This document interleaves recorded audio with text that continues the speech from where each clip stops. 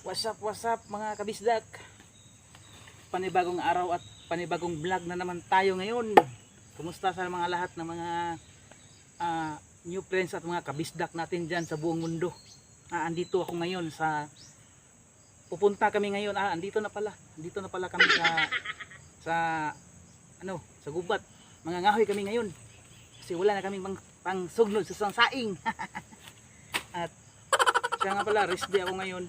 At kahit rest day ako, imbis na magre-relax tayo sa bahay. Sorry, wala pala akong ngipin o iba kasi pag salita pa sa ngipin mo ang kulang kasi kungaw. Siya nga pala, imbis na rest day tayo ngayon, magre-relax tayo sa bahay. Pero andito tayo ngayon sa bundok, sa gubat, kumukuha ng mga kahoy para hindi mahirapan yung commander natin doon na manghanap ng sugnod sa saing. At siyempre andito na tayo ngayon, samahan nyo kami, hahakutin namin yung mga kahoy. Let's go.